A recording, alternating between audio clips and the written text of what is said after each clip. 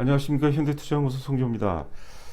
자, 오늘 하이브 주가가 장중한 때 37만원까지 7.6% 정도 조정을 받으면서 많은 걱정을 하게 되는데요. 한편으로 본다면 어차피 언젠가는 겪어야 할 그런 조정이기 때문에 자, 오히려 이번 기회에 긴장도 좀 풀고 다소 좀 쉬어간다는 그런 편안한 마음을 가졌으면 합니다. 자, 비교가 될지 모르겠는데 우리가 이제 등산할 때도 굳이 무리하면서까지 빨리 정상에 오르기보다는 쉴 때 충분히 쉬면서 물도 마시고 이제 주변의 아름다운 경관도 보고 또 귤도 이제 까먹으면서 편안하게 오르는 것이 훨씬 낫다고 봅니다. 모든 투자자들은 사실 성공의 자질이 다 있어요. 그런데 문제는 뭐냐면 여러 가지가 있겠죠. 근데 문제는 뭐냐면 제가 이제 가장 중시하는 게 부자는 다 되고 싶은데 자꾸 빨리 부자가 되려고 하는 거죠.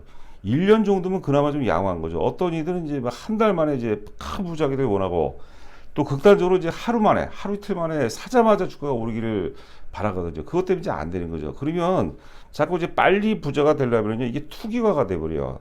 투기에서 성공한 사람들은 여러분들 만만치 않습니다. 그래서 제가 이제 가장 강조하는 얘기가 있죠. 그 시간의 어떤 그 위대한 힘, 시간의 위대한 힘을 내 편으로 만들 줄 알아야 돼요. 여유 있게 평화롭게 하는 투자가 상당히 좋다고 봅니다. 자, 오늘 그 저점이 이제 37만 원 정도 말씀드렸는데 뭐 잠시 후에 살펴보도록 하겠지만 37만 원이 어떤 그 새로운 형태의 바닥 가능성이 좀 높다고 봅니다. 자, 하여튼 오늘 그 하이브의 조정 이후 앞서 이제 말씀드렸죠. 많이 올랐기 때문에 산이 높으니까 골이 뭐 깊기보다는 조정이 좀 있었던 거고 일단 요번 조정은 사실 10보 전지를 위한 한 2, 3보쯤의 후퇴 정도가 아닌가 생각이 됩니다. 자, 또 이제 구체적으로 본다면 이제 삼성전자의 어떤 역학관계가 있는데 그 부분은 또 잠시 후에 살펴보도록 하겠고 여하튼간에 이제 오늘 조정의 근거는 37만 원까지 빠졌을 때 보면 이제 뭐 경계성 매물 일단 1차적으로 이식 매물이 있죠. 이익 실현 매물, 경계성 매물 그리고 또 이제 40만 원대 산 분들도 있을 겁니다. 그게 편안한 마음으로 산 게 아니라 앞서 얘기했던 것처럼 이제 투기적인 생각, 흥분한 그런 마음으로 산 분들은 실망매까지 나올 거예요. 나름대로 뭐 이제 손절매 가격을 정하고 멋쩍어 그러면서 실망매가 나오죠. 그러면서 어떤 형태로인지 오늘 37만 원까지는 과매도라고 보는 거죠. 과매도라고. 그래서 오늘 이제 저희가 10시 한 40 몇 분쯤에 이제 긴급 메시지 하이브 관련해서 긴급 브리핑 문자를 이제 회원들께 보내드렸는데 오늘 조정을 통해서 매도세의 상당 부분이 소멸되지 않았나 싶어요. 자, 아울러서 이제 대중들이 쉽게 범접할 수 없는 그런 영역이라 본 거죠. 그래서 말 그대로 이제부터가 어떤 진검승부의 영역에 가깝지 않나. 자, 그런 생각을 또 해봅니다. 사실 주가가 올라갈 때는 저 같은 경우는 많이 좀 긴장을 합니다. 계속 쳐다봐야 되거든요. 근데 조정이 들어오면 오히려 마음이 좀 편한 경우가 있어요. 근데 여러분들께서도 그게 뭐 쉬운 것은 아니겠지만 여러분께서 좀 여유로운 마음으로 좀 조정을 통해서 또 우리가 자세를 또 잘 가다듬어야 되겠죠. 내가 어떤 자세, 어떤 태도로 이 조정을 받아들일 것인가 이런 것도 굉장히 중요하다고 봅니다. 주가가 오를 때는 다 좋죠. 그렇죠. 그런데 그 승부는 뭐냐면 조정기 때 결정이 나는 거예요. 우리 동양 철학 보면은 음양이라고 하죠. 음이 먼저입니다. 조정이 중요한 거예요. 얼마큼 오르냐는 어떻게 조정을 받았느냐에 의해서 결정되는 거죠. 말 그대로 조정과 상승은 인과의 과정이라고 이제 보는 거죠. 그래서 어떻게 조정을 받았냐 그걸 잘 한번 여러분께서도 어려운 영역은 아니거든요. 잘 한번 살펴보시기 바랍니다. 자, 지금 보시는 화면은 이제 위에가 삼성전자고 아래가 이제 하이브입니다. 하이브 분봉 차트, 분봉 차트 역상관관계죠. 시초가서부터 이제 삼성전자 같은 갭상승이 나왔거든요. 돌파 갭이죠. 반대로 하이브 이제 갭 하락이 발생됐어요. 자, 그래서 이제 삼성전자가 계속해서 상승 추세를 보이고 하이브는 계속해서 이제 물량이 이제 쏟아지면서 조정을 받는데 대략적으로 이제 10시 한 40분 정도에서 삼성전자가 이제 거의 장중 최고점 7만 5천 원 정도를 찍으면서 하이브 같은 경우는 37만원에서 이제 거의 뭐 바닥을 확인한 그런 모습이죠. 37만 원 이후에 이제 가파르게 회복이 되는데 지금 분봉상 거래량이 표현은 안 되지만 37만 원대에서도 여러분 거래가 굉장히 많이 됐습니다. 그럼 뭐냐면 실망매거든요. 두려우니까 파는 거거든요. 그럴 때만 좀 잘 지나고 나면은 사실 문제가 없죠. 오를 때도 마찬가지예요. 바닥에 사는 게 아니라 분봉상도 보면은 파동 5파동에서 가장 이제 분봉상도 거래가 많이 타질 때 사게 되면 단기적으로 확 물려버려요, 여러분들. 우리가 분봉까지 보면서 매매를 하자는 게 아니라 심리 상태가 뭐 그렇다는 것을 제가 또 말씀을 드릴 겁니다. 자, 전에 이제 삼성전자, 현대차 제가 유튜브 방송에서 말씀드렸죠. 삼성전자가 올라야 시장이 사는데 문제는 뭐냐면 삼성전자가 오르면 삼성전자 하이닉스가 오르면 현대차 기아도 같이 오릅니다. 어차피 이제 1월 10일 날 같이 고점을 찍고 똑같이 이제 그 가격 조정과 기간 조정을 거치고 차트 완성도도 거의 좀 유사한 그런 패턴이에요. 그러니까 삼성전자가 오르면서 현대차는 오늘 장 초반에 이렇게 세지는 않았거든요. 근데 지금 12시 58분을 넘어가는데 현대차가 지금 4.3% 오르고 있어요. 4.3%. 그러니까 삼성전자가 현대차를 끌어주는 거죠. 말 그대로 주도적 역할을 하는 거죠. 시장은 지금 코스피가 1.2% 강세고 반면에 이제 코스닥 시장은 마이너스 1%예요. 마이너스 1.1%입니다. 그러니까 투자 심리가 굉장히 그 차별화가 되는 그런 모습이고 아무래도 이제 그 삼성전자, 현대차가 오르기 때문에 하락 종목 수가 더 많죠. 삼성전자, 현대차 그 우산 그 테두리를 벗어난 종목들은 상당히 좀 그 불안한 그런 이제 투자 심리를 지금 보이고 있습니다. 자, 흐름은 굉장히 좋습니다. 삼성전자, 하이닉스, 현대차, 기아인데 이게 이제 돌발적인 상승이 아니라 상당히 준비된 상태에서의 상승이라고 부르는 거죠. 그러면 과연 삼성전자 기준은 한 어느 정도 갈까? 우리가 한번 차트를 보면서 살펴보도록 하겠습니다. 자, 차트 보시면 이제 그 지난 그 1월 11일 날 거래 상토와 함께 이제 그 96,800원까지 올라갔었죠. 장중 최고점이. 저희가 이때 상당 매도를 좀 잘했습니다. 매도를 잘하고 그리고 이제 충분한 가격 조정과 기간 조정이 있었어요. 7월 달까지도 조정을 충분히 받았는데 8월 달에 한번 투매가 났어요. 삼성전자가. 거기다가 9월 말에서 10월 초까지 걸쳐서 또 두 번째 투매가 나왔거든요. 그렇기 때문에 빠질 만큼 다 빠진 거죠. 이 조정이 좀 지루한데 사실 우리가 과거는 다 있잖아요. 오늘 또 오르니까 과거는 또 있기 마련인데 여하튼 간에 삼성전자라든가 현대차, 뭐 하이닉스, 기아 포함해서 그냥 돌발적으로 올라간 게 아니라 준비된 상태에서 상승이었다. 자, 그런데 이제 문제는 뭐냐면 78,000원대. 전에도 제가 그 유튜브 방송에 말씀드렸고 저희 회원분들께도 문자에 78,000원이 이제 매물대로 저항대라고 이제 말씀드렸거든요. 그 삼성전자가 이 흐름으로 봐서는 78,000원대까지는 강세 기조가 이어질 가능성이 있어요. 그럼 반면에 어떻습니까? 하이브는 그때까지는 조정받을 가능성이 있겠죠. 그러니까 뭐 돌려놓고 어쩌고 그런다 무조건 따라서 하면 안 돼요. 하이브를 그거 좀 감안해서 사면은 조금 더 효과적으로 우리가 물량을 좀 확보할 수 있지 않을까 생각됩니다. 자, 삼성전자 기준 78,000원대가 이제 매물대입니다. 매물대 저항대죠. 자, 그리고 이제 오늘 저희가 이제 그 8시 40분에 이제 회원분들께 이제 그 문자 발송해 드리는데 내년 초까지 해서 그 삼성전자, 현대차 이런 것들이 최악의 구간을 통과했기 때문에 일단 그 내년 초까지 베어마켓 랠리라고 해서 베어마켓 약세장 하에 강세장 가능성에도 좀 대비를 하자 그런 말씀드렸죠. 자, 지금 보시는 화면은 이제 하이브 일봉 차트가 되겠습니다. 보면은 장중 저가가 37만 원이고 20일 이동 평균 가격이 대략적으로 37만 6천원대가 돼요. 자, 21선의 의미는 뭐냐면 지금 21선은 뭐냐면요.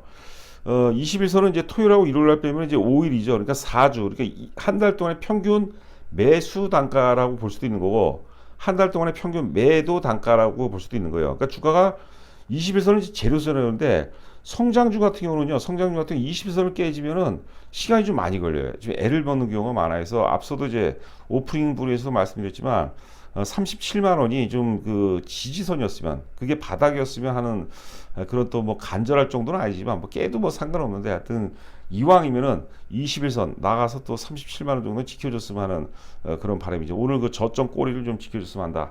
그런 생각이고 지금 21선을 돌려놨기 때문에 21선 돌파가 이 차트를 보시게 되면 35만 원 돌파하는 시점이에요. 그래서 굉장히 의미가 있습니다.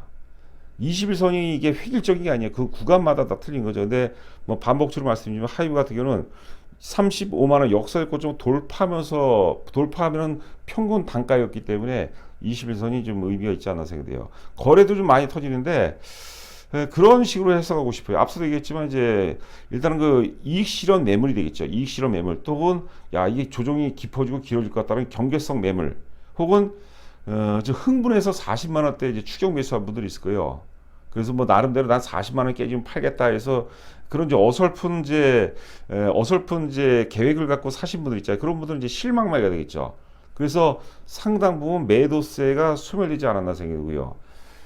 지금 거래원이 좋습니다. 지금 오늘 그 수급 상황을 보시게 되면은 매도 쪽 보면 이제 매도 상위를 보면 키움증권이 지금 상위 제일 많이 키움증권에서 보통 매수 매도를 많이 하죠. 키움증권 6만 주, 미래에셋증권이 5만 9천 주, 뭐 그 그다음 한국투자증권, NH투자증권 이런데 매수 쪽을 보니까 이제 JP모건 쪽에서 대략 한 39,800주 정도, 4만 정도로 순매수하고 있어요. 외국인이 매수한다고 무조건 좋은 건 아닌데 지금 흐름을 봐서는 외국인들이 순매수할 때 주가가 좋은 흐름을 유지했죠. 뭐 그런 것들도 상당히 의미가 있다. 자, 하여튼 그냥 일단 직관적으로 본다면 38만 원 미만에서는 오늘이 아니더라도 뭐 내일 이후라도 38만 미만에서는 조금 물린다는 생각을 우리가 좀 선취해 볼 필요가 있다 생각이 되고요. 자, 한 말씀을 더 드린다면 38만 원에 사는데 만약에 50만 원을 목표해서 산다면 저는 반대입니다. 50만 원을 목표해서 사는 건 반대고 기본적으로 70만 원 정도를 목표로 해야지만 이제 가능하다고 보는 거죠. 자, 그리고 이제 보시면 하면 이제 여러 번 말씀드렸는데 오늘 그 방송을 처음 이제 들으신 분이라든가 혹은 이제 초보분들 기억이 잘 안 나신 분을 위해서 이제 다시 한번 간략하게 말씀드리겠습니다. 이제 SM의 연봉 차트. 2000년에 이제 SM이 이제 상장이 되죠. 그러면서 이제 뭐 HOT라든가 보아를 통해서 굉장한 이제 부가가치를 많이 창출합니다. 그래서 국내 시장에서 한번 큰 사이클이 나오고 발생되고, 그 다음에 이제 뭐 리먼 사태를 통해서 주가가 이제 조정을 받죠. 그리고 2009년도 10년도서부터 아시아 시장을 접수하면서 폭발적인 성장을 기록합니다. 당시 이제 동방신기라든가 소녀시대, 뭐 엑소를 통해서 일본과 중국에서 어마어마한 성공을 거두는데, 문제는 이제 2011년도 이제 후쿠시마 원전 사태가 후쿠시마 사태가 터지면서 아베 극우 정권이 권력을 잡죠. 그러면서 이제 혐한 시위와 함께 일본 시장이 훼손이 돼 버리죠. 그리고 또 2010년대 이제 사드가 배치가 되면서 중국 시장마저 굉장히 고전을 면치 못하게 됩니다. 그래서 10년 조정을 받아요. 근데 이번에 올라오는 파동은 국내를 넘어서 아시아를 넘어서 말 그대로 파베 본고장 북미와 유럽 시장을 접수하게 된 거죠. 이거는 여러분들 대단한 거. 저는 뭐 기적 같은 거라고 생각해요. 제 생전에 이런 어떤 BTS 현상, K-팝 현상, 이런 현상을 제가 경험하리라고는 저는 꿈에도 생각 못했습니다. 우리는 뭐 여러분들 적당히 아시겠지만 그냥 대체적으로 미국 서구 중심의 세계관 하에서 그런 하에서 억눌려 왔죠. 어찌 보면은 사고의 확장성도 사실 편협될 수밖에 없겠고, 하여튼 그랬는데 이제는 우리가 변방이 아니라 이제 주류로 자리를 잡은 것 같아요. 굉장히 또 뭐라 할까요? 하여튼 역사적인 대사건이 아닌가 생각됩니다. 약간 좀 약간 농을 좀 섞는다면 저는 이제 단군 이래 특정인들, 뭐 BTS를 위한 특정인들이 세계에서 이다지도 유명세를 떨친 적은 좀 없다고 봅니다. 그러니까 대단한 것 같아요. 뭐 관점에 따라 좀 틀릴 수가 있겠죠. 여하튼간에 이번 파동은 이제 10년 만의 사이클. 이제 10년 만의 사이클 속에서 지금 1년 오른 거지, 1년 오른 거. 10년 오른다는 얘기가 아닙니다. 10년 만에 올라가는 사이클이라고 보는 거죠. 보통 올라가면 이제 3년 정도 강세를 보이죠. 자, 보시는 화면에 이제 넷플릭스의 연봉 차트입니다. 넷플릭스도 사실 뭐 별볼이 없었죠. 2010년도만 하더라도 뭐 110달러 아래에서 별별 없었는데 2013년도에 10달러를 돌파하면서 약 한 8년 동안 강세 기조로 보이죠. 그러면서 이제 거의 700달러 수준까지 그냥 7,000%가 올라갑니다. 7,000%. 말 그대로 슈퍼 사이클이죠. 그래서 우리가 이제 모든 기업의 어떤 유기체이기 때문에 생로병사는 거의 같아요. 사이클은 다 같습니다. 저는 이제 넷플릭스하고 하이브하고 비교 대상이 된다고 보는 거죠. 나중에 미래가 어떻게 될지 모르지만 하여튼 하이브가 넷플릭스보다 더 위대한 국가가 될 수 있는 거죠. 그래서 넷플릭스가 이제 먼저 출발한 거죠. 먼저 출발해서 이제 파동이 진행되고 있는, 지금 10년짜리 파동이 진행되고 있는데, 하이브 역시도 넷플릭스를 뒤따라가나 만만치 않습니다. 넷플릭스는 이제 여러분들 아시다시피 지금 동영상 플랫폼 업체고, 하이브는 이제 엔터테인먼트 플랫폼 기업이죠. 거기에 이제 확장성을 갖고 있죠. NFT라든가 메타버스, 거기에 이제 커머셜이라는 게임, 웹툰 이런 것들 확장성이 어마어마한 것 같아요. 넷플릭스보다 오히려 좀 비교 우위에 있는 부분들 좀 뭐 충분히 있지 않나 생각됩니다. 거의 이게 방시혁 의장 작품인지 어떤지 거의 천재적인 그런 어떤 흐름을 보이고 있습니다. 자, 저희 현대투자 VIP 회원 모집 관련해서는 이제 자세하게 안내되어 있으니까 읽어보시고 입금하시고 제 휴대폰 번호로 이제 입금자 성명을 보내주시면 제가 자세하게 안내드리도록 하겠습니다. 이게 제가 제 육성으로 직접 회원 안내를 듣고 싶은 분들은 오늘 이제 그 하이브 자료 말고요. 하이브 방송 내용 말고 전 내용 보시게 되면은 좀 더 자세하게 안내가 되어 있을 겁니다.